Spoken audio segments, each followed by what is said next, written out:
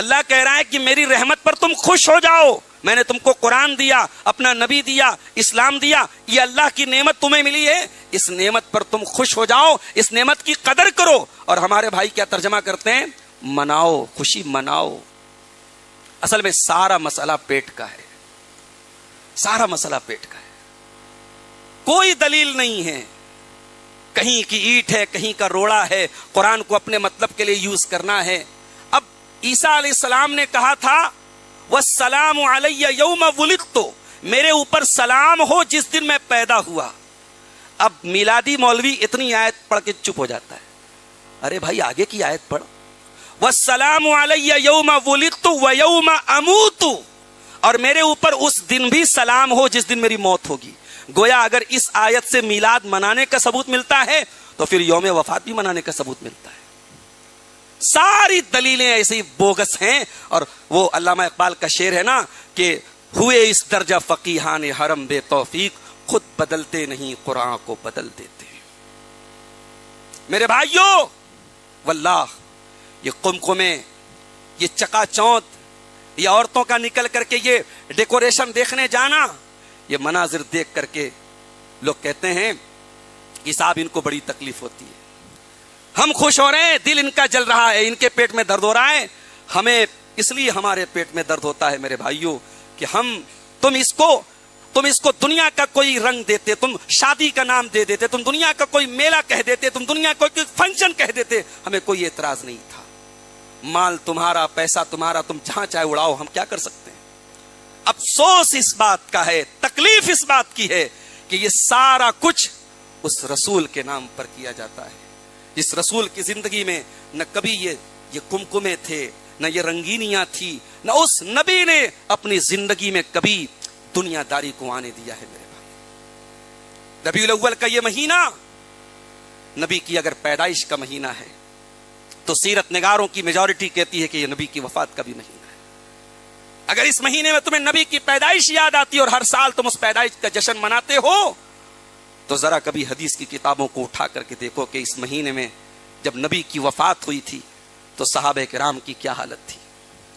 سوموار کے دن اللہ کے نبی کا انتقال ہوتا ہے اور سنڈے کا دن، اتوار کا دن ہے، اللہ کے پیارے حبیب صلی اللہ علیہ وسلم حضرت عائشہ سے پوچھتے ہیں کہ میرے گھر میں کتنا پیسہ ہے، کتنی دولت ہے؟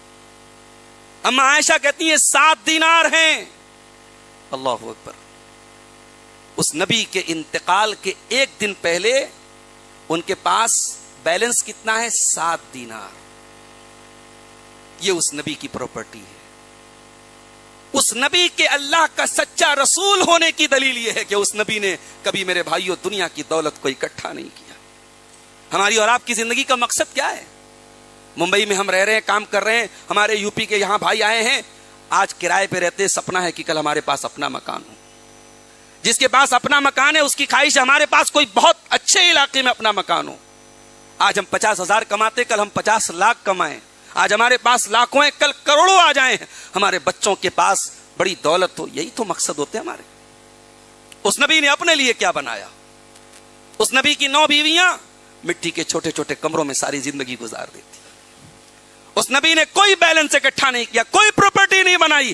انتقال کے ایک دن پہلے اما عائشہ نے کہا 7 دینار رکھے ہیں، کہا کہ جاؤ ان کو اللہ کی راہ میں تقسیم کر دو۔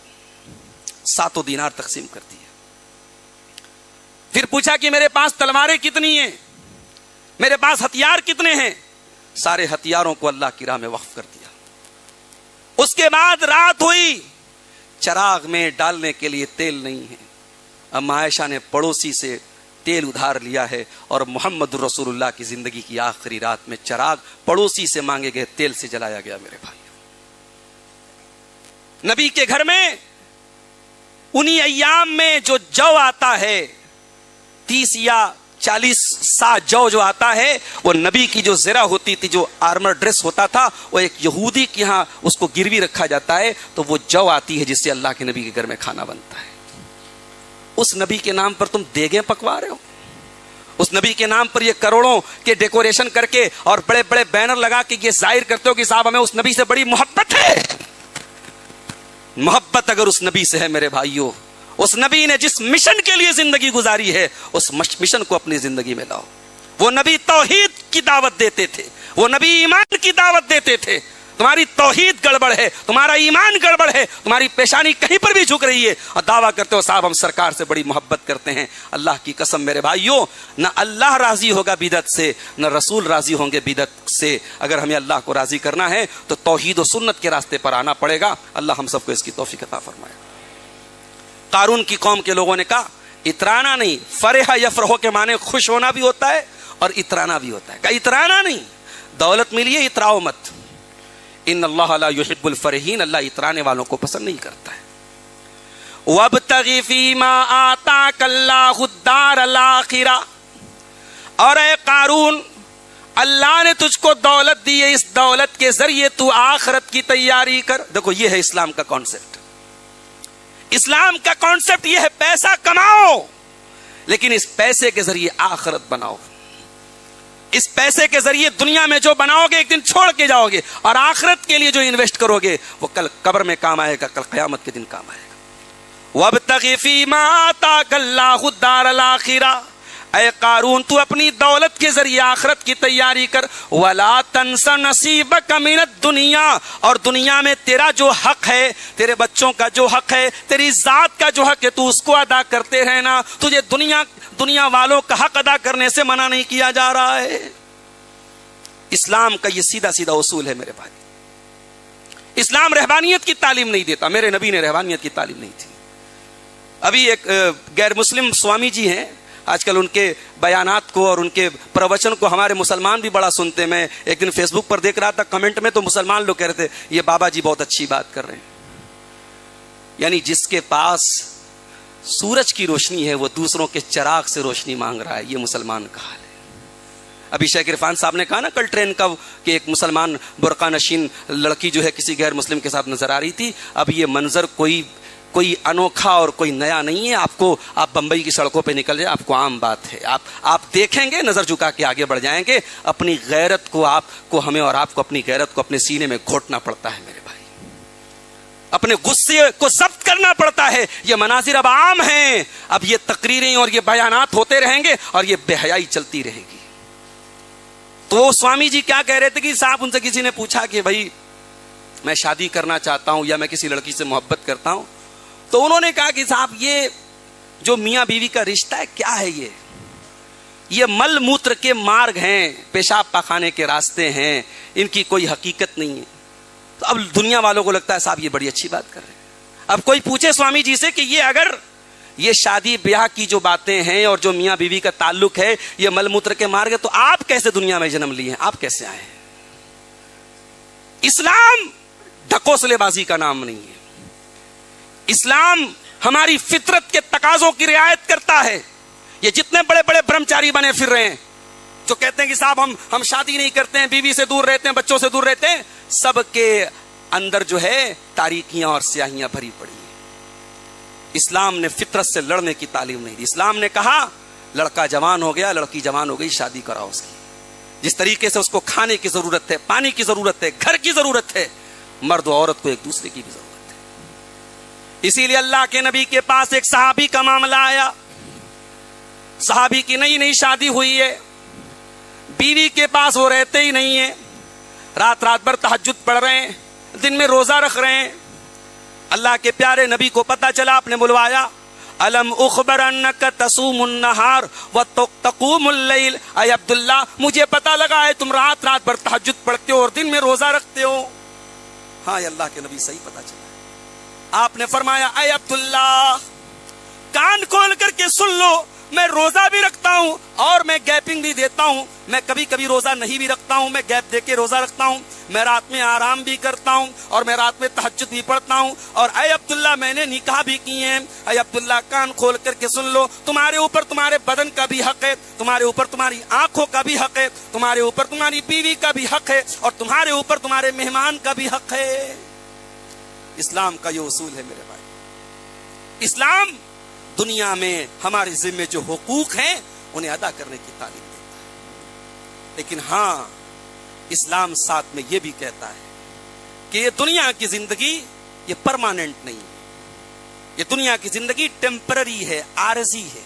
نہ دنیا کی خوشی ہمیشہ کی، نہ دنیا کا غم ہمیشہ کا، نہ دنیا کی جوانی ہمیشہ کی، نہ دنیا کی خوبصورتی ہمیشہ کی۔ دنیا کی زندگی کیا ہے؟ قرآن کی 2 آیتوں کو سمجھ لو، بات سمجھ میں آ جائے۔ سورہ آل عمران کی آیت نمبر 185 اٹھا کے دیکھو۔ کل نفس ذائقۃ الموت، ہر نفس کو موت کا مزہ چکھنا ہے۔ جتنے لوگ اس دنیا میں آئے ہیں سب کو فنا ہونا ہے۔ اگر موت سے کوئی بچ سکتا تو اللہ اپنے رسولوں کو بچا لیتا، اللہ اپنے نبیوں کو بچا لیتا، مگر اللہ کے نبیوں کے اوپر بھی موت آئی۔ اور جب آخری نبی جناب محمد الرسول اللہ صلی اللہ علیہ وسلم دنیا میں تشریف لائے تو آپ کے اوپر بھی اللہ نے موت طاری کی اور آپ بھی اس دنیا سے تشریف لے گئے۔ ہر نفس کو موت کا مزہ چاہیے۔ وَإِنَّمَا تُوَفَّوْنَ أُجُورَكُمْ يَوْمَ الْقِيَامَةِ، اور اے میرے بندو تم قیامت کے دن اپنے اپنے عمل کا تمہیں پورا پورا بدلہ دیا جائے گا۔ فَمَنْ زُحْزِحَ عَنِ النَّارِ وَأُدْخِلَ الْجَنَّةَ فَقَدْ فَازَ۔ اور اللہ کے یہاں دنیا کا کروڑ پتی کامیاب ہوگا ضروری نہیں ہے، دنیا کا بڑا بادشاہ کامیاب ہوگا ضروری نہیں ہے۔ اللہ کیا کامیاب کون ہوگا؟ جو جہنم کی آگ سے بچا لیا جائے گا اور جو جنت میں داخل کر دیا جائے گا، وہی کامیاب۔ وَمَا الْحَيَاةُ الدُّنْيَا إِلَّا مَتَاعُ الْغُرُورِ، اور یہ دنیا کی زندگی تو دھوکے کا سامان ہے، دھوکا ہے میرے بھائی۔ اس دنیا نے کس کے ساتھ وفا کی ہے؟ آج اگر آپ کو اپنی خوبصورتی پر ناز ہے، بالی ووڈ کی کتنی ہیروئنیں ہیں، کسی زمانے میں ان کے حسن کا ڈنکا بجتا تھا، آج چہرے پر جھریاں پڑ گئی، کوئی پوچھنے والا نہیں۔ کتنے باڈی بلڈر ہیں، کسی زمانے میں پورے ملک میں ان کی باڈی اور ان کے جسم اور ان کی طاقت کا چرچا تھا، آج بیمار پڑ گئے، بستر پہ پڑ گئے، کوئی پوچھنے والا نہیں۔ یہ جوانی، یہ طاقت، یہ دولت سب ایک دن آپ کو چھوڑ دے گی میرے بھائی۔ اور جس دن سانسوں کی ڈور تھمے گی، جس دن دل کی دھڑکن بند ہوگی اور آپ کے بارے میں یہ کہا جائے گا کہ یہ مر گئے، تب اس کے بعد کیا ہوگا؟ اس کے بعد آپ کی ڈیڈ باڈی کو 24 گھنٹے سے زیادہ کوئی گھر میں رکھنے کو تیار ہے۔ بڑی محبت ہے بیوی کو آپ سے، بیوی بھی آپ کی ڈیڈ باڈی کو گھر میں رکھنے کے لیے منظور نہیں ہے، اس کو بچے رکھنے کے لیے تیار نہیں ہے۔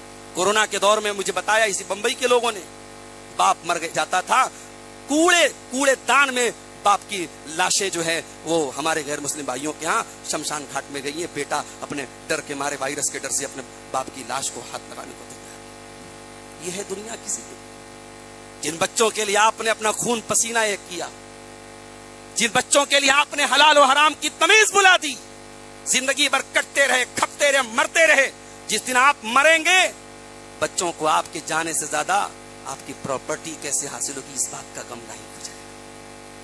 انسان مرا، بچوں نے مولوی صاحب کو بلایا، جنازہ پڑھوایا، دفنایا، کفنایا، قبر میں اتارا، اس کے بعد مٹی دے کے ہاتھ جھاڑ کے چلے گئے۔ کوئی پرسان حال نہیں ہے میرے بھائی۔ وَمَا الْحَيَاةُ الدُّنْيَا إِلَّا مَتَاعُ الْغُرُورِ، یہ دنیا تو دھوکے کا سامان۔ کتنے نوجوانوں کو میں جانتا ہوں، کل تک اچھے خاصے نوجوان تھے، الہ آباد کا ایک بڑا خوبصورت نوجوان پروگرام میں گیا، مجھ سے اس نے موبائل نمبر اپنا اس نے مجھے دیا، میرا موبائل نمبر اس نے لیا، میرے ساتھ واٹس ایپ پر کنیکشن میں تھا، رابطے میں تھا۔ 1 سال کے بعد میرے پاس میسج آیا، اس کے دوستوں کا میسج آیا، مولانا بہت بیمار ہے، بلڈ کینسر ہو گیا، دعا کیجیے اسے۔ میسج آیا، 3 دن کے بعد خبر آئی انتقال ہو گیا۔ بیماری آپ سے پوچھ کے نہیں آئے گی میرے بھائی، موت آپ سے پوچھ کے نہیں آئے گی، موت کا فرشتہ آپ سے اپوائنٹمنٹ لے کے نہیں آئے گا۔ اور جس دن موت آئے گی، یہ سارا ناچ گانا، یہ حرام کاری، یہ بدکاری، یہ بے حیائی، یہ حرام رشتے، یہ ٹائم پاس، یہ سوشل میڈیا، یہ ساری سب چیزیں ختم ہو جائیں گی آپ کے ساتھ، ہمارے ساتھ۔ اس لیے میرے بھائیوں، اسلام یہی کہتا ہے، اس دنیا میں آخرت کی تیاری کرو۔ اس دنیا میں کوئی کام کرنے کے پہلے یہ سوچو کہ اللہ کو کیا جواب دو۔ یہ لوکل ٹرینوں میں بیٹھ کر کے گانا سن رہے ہو، یہ ٹرینوں کے دروازے پہ کھڑے ہو کے ایئر فون لگا کے گانے سن رہے ہو، اسی ٹرین سے گر گئے، کٹ کے مر گئے، کل قیامت کے دن وہی گانا سنتے ہوئے اٹھائے جاؤ۔ کوئی حرام کام کرتے ہوئے، کوئی ناجائز کام کرتے ہوئے اگر موت آ گئی، اسی حال میں قیامت کے دن اٹھائے جاؤ گے، پھر کیا حالت ہوگی میرے بھائی۔ اللہ کے نبی فرماتے ہیں کہ یبعث کل عبد علی ما مات علیہ، بندہ جس حال میں مرے گا اسی حال میں قیامت کے دن اٹھایا جائے گا۔ دنیا کی زندگی کیا ہے میرے بھائی؟ آئیے قرآن کی ایک دوسری آیت میں دیکھتے ہیں، اعلموا انما الحیات الدنیا لعب ولہو وزینۃ وتفاخر بینکم وتکاثر فی الاموال والاولاد۔ اللہ اکبر، ایک آیت میں اللہ تعالیٰ نے پوری زندگی کا نقشہ کھینچا ہے۔ اچھا، یہ آیت جو میں نے ابھی پڑھی نا، یہ افریقہ کے کوئی قاری ہیں، نام میرے ذہن میں نہیں، یہ آیت آپ ڈالیے گا نا یوٹیوب پر مل جائے گی، بہت اچھے انداز میں انہوں نے پڑھا اس آیت، پڑھ کے دل خوش ہو جاتا، بہت پیارے۔ افریقن کی آواز بہت اچھی ہوتی ہے، افریقی قاریوں کو کبھی سنیے کیا قرات پڑھتے ہیں، کیا قرآن پڑھتے ہیں۔ اعلموا انما الحیات الدنیا لعب، میرے بندو یہ دنیا کی زندگی کھیل ہے، کھیل۔ بچہ پیدا ہوا نا، 6 مہینے کا ہوا، 1 سال کا ہوا، اب اس کی زندگی کیا ہے؟ کھیل رہا ہے، کبھی جھولے پر کھیل رہا ہے، کبھی گھٹنوں کے بل کھیل رہا ہے، کبھی سامان توڑ رہا ہے، گرا رہا ہے، پڑا رہا ہے، اس کی زندگی میں کیا ہے؟ کوئی مقصد نہیں، کھیل رہا ہے۔ انما الحیات الدنیا لعب، دنیا کی زندگی کھیل ہے۔ اس کے بعد فرمایا ولہو، اور دنیا کی زندگی تماشا ہے۔ بچہ تھوڑا اور بڑا ہوا، 10 سال کا ہو گیا، 12 سال، سمجھدار ہونے لگا، اب کھیل سے تھوڑا سا آگے بڑھا، اب نالج کا لیول تھوڑا اوپر ہو گیا، اب اسے تماشے اچھے لگنے لگے، موبائل کے چکر میں پڑ گیا، پب جی کھیل رہا ہے، فیس بک پر لگا ہے، یوٹیوب پر لگا ہے، شارٹس دیکھ رہا ہے، ریلز دیکھ رہا ہے، تماشے اسے اچھے لگنے لگے، لہو کے چکر میں پڑ گیا۔ وزینۃ، اس کے بعد تیسرا اسٹیپ آیا، 18 سال کا ہو گیا، لڑکی 16 سال کی ہو گئی، اب سجنے کا شوق ہے، سنورنے کا شوق ہے، کریم آ رہی ہے اور فیس واش آ رہا ہے، باڈی واش آ رہا ہے، اتنی الا بلا دنیا بھر کی اپنے جسم کے اوپر محنت کر رہی۔ راستے میں نے کئی نوجوانوں کو دیکھا، ان کے بالوں کو دیکھا، عجیب و غریب ہیئر اسٹائل ہے، کہاں بال رکھا ہے، کہاں ٹکلا ہے، کوئی سمجھے میں نہیں آ رہا ہے، پورا ایک اوپر بال ہے اور یہ چاروں طرف راؤنڈ میں بال غائب ہے، سمجھ میں نہیں آ رہا کون سی مخلوق ہے یہ، مرد ہے کہ عورت ہے، کیا یہ آ رہا ہے کہ آ رہی ہے، کوئی سمجھ میں نہیں آ رہا ہے۔ فیشن کے پیچھے ہمارا نوجوان، زینت، جو لڑکیوں کو اچھا لگا وہ کپڑا پہنا جا رہا ہے۔ آج کل وہ پینٹ جو چل رہی ہے، اسی الاس نگر میں پینٹ بنانے والے ہمارے ایک ساتھی نے بتایا، مولوی صاحب اس کو باقاعدہ الیکٹرک سے، بجلی سے اس کو پھاڑتے ہیں، فیشن چلا ہے۔ پہلے زمانے میں پینٹ پھٹ جائے تو لوگ اس کو لپیٹ کے رکھ دیتے تھے، اب پھٹی پینٹ پہن رہے ہیں، لڑکیاں پہن رہی، لڑکے پہن رہے ہیں۔ کیوں صاحب؟ فیشن ہے، زینت ہے، زینت ہے۔ یہ انسان کی زندگی کا چوتھا دور ہے، پہلا کھیل تھا، دوسرا تماشا تھا، تیسرا زینت ہے۔ اس کے بعد فرمایا وَتَفَاخُرٌ بَيْنَكُمْ فِي الْأَمْوَالِ وَالْأَوْلَادِ، پھر بچے ہو گئے، شادی ہو گئی، اب ایک ہی زندگی کا مقصد ہے، خوب پیسہ کمانا ہے، مال پر فخر کرنا ہے، اولاد پر فخر کرنا ہے۔ وَتَفَاخُرٌ بَيْنَكُمْ وَتَكَاثُرٌ فِي الْأَمْوَالِ وَالْأَوْلَادِ، جوانی کا دور آیا، ایک دوسرے سے آگے بڑھنے کی ریس لگ گئی، پھر جوانی ڈھلنے لگی، دادا بن گیا، نانا بن گیا، اب ڈھیر سارے پوتے پوتیاں، نواسے نواسیاں ہو گئے، اب اولاد پر فخر ہے، اپنی بنائی پراپرٹی پر فخر ہے، اپنی بنائی زمین و جائیداد پر فخر ہے، اب فخر کیے جا رہا ہے۔ یہ ہے دنیا کی زندگی۔ اللہ نے پوری بچپن سے لے کر کے بڑھاپے تک کی پوری زندگی کو چند لفظوں میں بیان کر دیا۔ اب اس کے بعد اللہ نے ایک مثال دی، اور یہ مثال بمبئی والوں کو اچھے سے سمجھ میں آئے۔ كَمَثَلِ غَيْثٍ أَعْجَبَ الْكُفَّارَ نَبَاتُهُ ثُمَّ يَهِيجُ فَتَرَاهُ مُصْفَرًّا ثُمَّ يَكُونُ حُطَامًا، دنیا کی زندگی کی مثال بارش کی طرح ہے۔ بارش ہوتی ہے، زمین سے پیداوار نکلنے لگتی ہے، سبزہ نکلنے لگتا ہے، ہرے ہرے پودے نکلنے لگتے ہیں، پھر یہ ہرے ہرے پودے جو آج لہلہا رہے ہیں، ایک وقت ایسا آتا ہے پیلے پڑ جاتے ہیں، اور پھر ایسا وقت آتا ہے ان پیلے پڑ گئے پودوں کو کاٹ دیا جاتا ہے۔ کوئی اپنے کھیت میں کوئی پیلے پودوں کو، بیکار پودوں کو نہیں رکھتے، جب پودے پیلے پڑ جاتے ہیں لوگ ان کو کاٹ کے پھینک دیتے ہیں۔ یہی انسان کی زندگی ہے میرے بھائی۔ جوانی میں انسان ہرا بھرا ہے، پھر بڑھاپا آیا، پیلا پڑ گیا، اور پھر ایک وقت آیا ہے کہ موت اس کی اس کھیتی کو کاٹ دیتی۔ فرمایا وَفِي الْآخِرَةِ عَذَابٌ شَدِيدٌ وَمَغْفِرَةٌ مِّنَ اللَّهِ وَرِضْوَانٌ، میرے بندے یہ تو دنیا کی زندگی ہے، اور آخرت میں تیرے سامنے دو راستے ہیں، یا تو اللہ کا عذاب ہے، جہنم کی آگ ہے، یا اللہ کی رضا ہے، جنت کا راستہ ہے۔ اب تو طے کر لے، تجھے اللہ کو راضی کرنا ہے اور جنت میں جانا ہے، یا تجھے اللہ کو ناراض کر کے جہنم میں جانا ہے۔ میرے عزیزوں، دنیا کی زندگی کو سب کچھ مت سمجھو. جمعہ کی نماز میں بار بار امام صاحب یہ قرآن کی آیت آپ کو پڑھ کے سناتے ہیں. بل تؤثرون الحیات الدنیا والآخرۃ خیر وابقی. میرے بندو، تم دنیا کی زندگی کو سب کچھ سمجھتے ہو، جبکہ آخرت کی زندگی زیادہ بہتر ہے، زیادہ باقی رہنے والی ہے. دنیا میں انسان کے پاس بڑی دولت ہے، بڑی خوشی ہے اس کے پاس، لیکن یہ خوشی لمیٹیڈ ہے. انسان کئی اچھی جگہ گھومنے جاتا ہے، ایک دن گھومتا ہے، ایک ہفتہ گھومتا ہے، ایک مہینہ گھومتا ہے، اس کے بعد کہتا ہے یار بور ہو گئے. دنیا کی خوشی بھی پرماننٹ نہیں ہے، لمیٹیڈ ہے. اگر پرماننٹ کہیں خوشی ملے گی تو جنت میں ملے گی. جب جنتی جنت میں جائیں گے کہیں گے وقالوا الحمد للہ الذی اذهب عنا الحزن ان ربنا لغفور شکور. پروردگار تیرا کرم ہے، تو نے جنت میں پہنچا دیا، دنیا کی ساری ٹینشن سے تو نے نجات دے دی. اے اللہ تو بہت معاف کرنے والا اور نیکیوں کی قدر کرنے والا ہے. الذی احلنا دار المقامت من فضلہ. اے اللہ تو نے اپنے فضل و کرم سے ہم کو جنت میں پہنچا دیا ہے. لا یمسنا فیہا نصب ولا یمسنا فیہا لغوب. اور جنت میں نہ تو تھکاوٹ ہوگی نہ انسان بور ہوگا. جنت میں بوریت نہیں ہوگی. جنت کی نعمتیں آپ کو کبھی بور نہیں. جنت میں انسان بور نہیں ہوگا. دنیا میں بور ہو جاتا ہے انسان. دنیا کی تکلیف بھی عارضی تکلیف. ہمیں چھوٹی موٹی بیماری ہوتی ہے ہم پریشان ہو جاتے ہیں. اسی بمبئی کے کینسر ہاسپٹل میں چلے جاؤ، آپ جا کے دیکھو میرے بھائی. کسی آپ سرجری والے ہاسپٹل میں چلے، کسی ٹراما سینٹر میں چلے جاؤ، کٹی پٹی کسی کا ہاتھ کٹا ہے، کسی کا پیر کٹا ہے، آپ ان لوگوں کو دیکھو میرے بھائی تو آپ کو لگے گا کہ اللہ نے کتنا آپ کو عافیت میں رکھا ہے. دنیا کا غم بھی عارضی غم ہے. جہنم کی تکلیف کے مقابلے میں دنیا کا غم کوئی حیثیت نہیں رکھتا. اللہ کے نبی فرماتے ہیں جو انسان دنیا میں ہمیشہ تکلیف میں تھا، ہمیشہ پریشان تھا، قیامت کے دن اللہ تعالیٰ، وہ جنتی تھا، اس کو ایک پل کے لیے اللہ جنت میں ڈالے گا اور اللہ پوچھے گا کہ یہ بتا کہ تو نے کبھی کوئی تکلیف دیکھی؟ تو بندہ کہے گا اے اللہ میں نے کبھی ما رأیت شرا قط، میں نے کبھی کوئی تکلیف نہیں دی، ساری زندگی تکلیف میں تھا، ایک پل کے لیے جنت میں جانے کے بعد جواب دے گا اے اللہ میں نے کوئی تکلیف نہیں دی.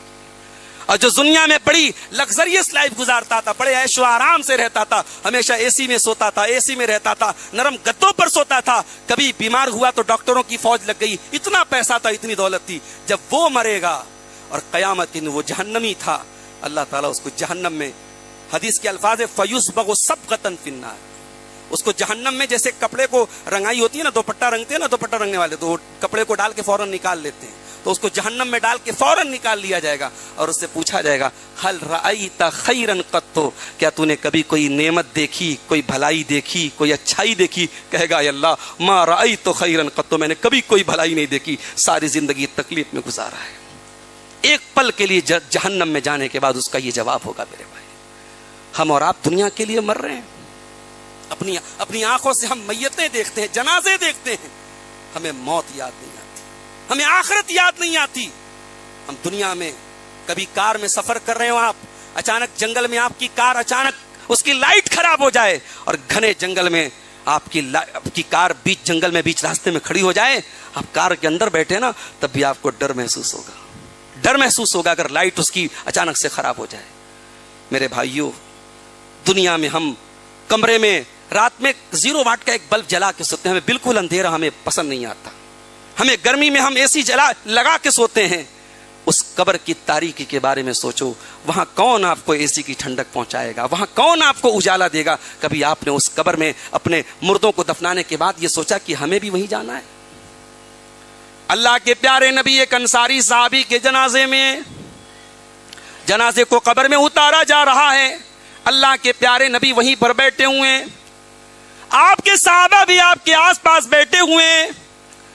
آپ نے قبر کی طرف دیکھا، آپ کی آنکھوں سے آنسو بہنے لگے، آپ رونے لگے، اتنا روئے حتی بلت سراب کی آپ کے آنسوؤں سے وہاں کی زمین تر ہو گئی.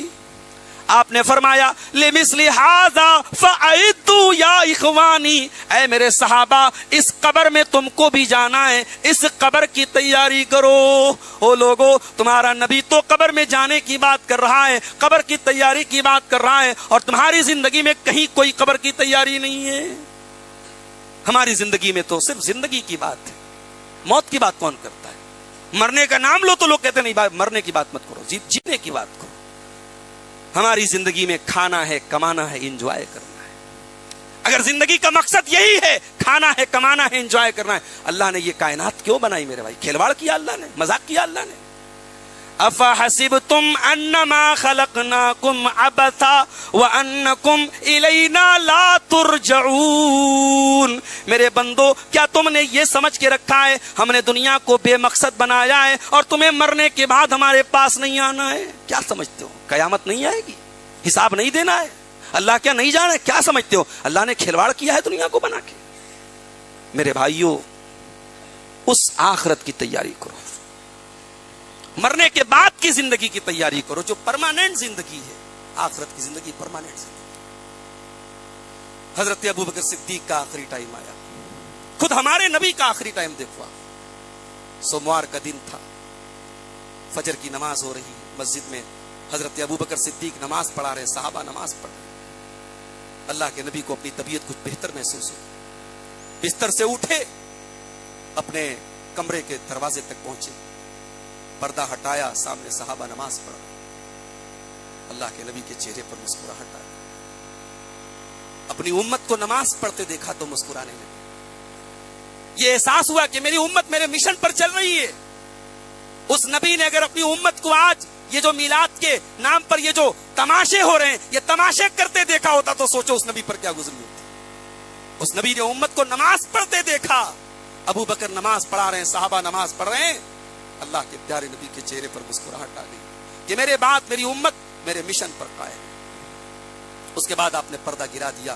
صحابہ کہتے ہیں یہ آخری دیدار تھا جو ہم نے اپنے نبی کو دیا۔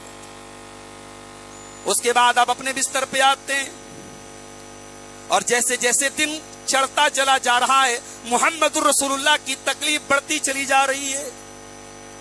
آپ کی بیٹی فاطمہ آپ سے ملنے کے لیے آتی ہیں اور اپنے باپ کو تکلیف کی عالم میں دیکھ کر کے کہتی ہیں یا وا کربا بتا، ہائے میرے ابا جان کی تکلیف۔ اللہ کے پیارے نبی فرماتے ہیں لیسا علی ابی کے کربن بعد اليوم، اے میری بچی تیرے باپ کے اوپر آج کے بعد کوئی تکلیف نہیں آئے گی۔ کبھی غور کرنا، کبھی نبی کی سیرت کو پڑھتے ہوئے اس پہلو پر بھی غور کرنا۔ ہم لوگوں کے اوپر ذرا سی کوئی تکلیف آتی ہے ہم بے چین ہو جاتے ہیں۔ اس نبی نے کتنی تکلیفوں کو سہا، 3 بیٹیوں کا جنازہ اٹھایا، جتنے بچے پیدا ہوئے سب بچپن میں انتقال کر، اپنی ہی قوم کے لوگوں نے جینا حرام کر دیا۔ نماز پڑھ رہے ہیں، کوئی آ کے گردن دبانے کی کوشش کر رہا ہے، سجدہ کر رہے ہیں، کوئی آ کے گندگی ڈال رہا ہے، اپنے وطن سے نکلنے پر مجبور کیا۔ اپنے ہی خاندان کے لوگ بدر و احد میں آ کے تلوار لے کے لڑنے کے لیے تیار ہیں۔ کوئی شاعر کہہ رہا ہے، کوئی مجنوں کہہ رہا ہے، کوئی پاگل کہہ رہا ہے۔ کتنے الزام سہے اس نبی نے۔ اس نبی کا مقصد کیا تھا؟ دنیا والے جہنم کی آگ سے بچ جائیں، دنیا والے اللہ کے بندے بن جائیں، توحید پر آ جائیں، جنت میں چلے جائیں، یہی تو مقصد تھا۔ اس نبی کا اپنا کوئی مفاد نہیں تھا، اپنا کوئی فائدہ، اپنے لیے کوئی اسٹور کرنا کچھ نہیں تھا۔ اس سچے نبی کو میرے بھائیوں کتنی تکلیف دی۔ آج بستر مرگ پر ہے، مرض الموت میں ہے، اللہ کے نبی تکلیف میں ہے۔ اور حضرت عائشہ کہتی ہیں کہ اپنے نبی کے پہلے جب میں کسی کے اوپر موت کی سختی دیکھتی تھی میں اچھا نہیں سمجھتی تھی، اس کو میں برا سمجھتی تھی، لیکن جب اپنے نبی کے اوپر میں نے موت کی سختی کو دیکھا تو میں سمجھ گئی کہ یہ موت کی سختی کوئی خراب چیز ہے۔ اور جب آپ نے آخری الفاظ جو آپ نے کہے تھے، آپ نے اپنے ہاتھوں کو اٹھایا تھا اور کہا تھا اللہم اغفر لی وارحمنی والحقنی بالرفیق الاعلی، پروردگار میری مغفرت فرما، میرے اوپر رحم فرما اور مجھے رفیق اعلیٰ سے ملا دے۔ یہ آخری الفاظ کہہ کر کے اللہ کے پیارے نبی دنیا سے تشریف لے گئے۔ نبی کو اپنی وفات کے ٹائم اپنی مغفرت اور رحمت کی فکر ہے، اور ہمیں اور آپ کو دنیا میں ہم اپنے رشتہ داروں کو، اپنے قریبی لوگوں کو مرتے ہوئے دیکھتے ہیں، تب بھی ہمیں موت یاد نہیں آتی اور ہم موت کے لیے نہیں سوچتے۔ حضرت ابوبکر صدیق کو دیکھیے، آخری ٹائم ہے، انتقال کا ٹائم ہے، ان کی بیٹی ملنے کے لیے آتی حضرت عائشہ۔ حضرت ابوبکر پوچھتے ہیں بیٹی اب تو میرا آخری ٹائم ہے، یہ بتاؤ اللہ کے رسول کے کفن میں کتنے کپڑے تھے؟ باپ اپنی بیٹی سے مسئلہ پوچھ رہا ہے، پتہ یہ چلا کہ اپنی بیٹیوں کو ایسا قابل بناؤ، ان کو ایسا دیندار بناؤ کہ تمہیں مسئلہ پوچھنا پڑے تو بیٹی سے مسئلہ پوچھو. بیٹی کو ایسا نہ بناؤ کہ بوائے فرینڈ سے رات رات بھر باتیں کرے. بیٹی کو ایسا نہ بناؤ کسی کافر اور مشرک کے ساتھ فرار ہو جائے.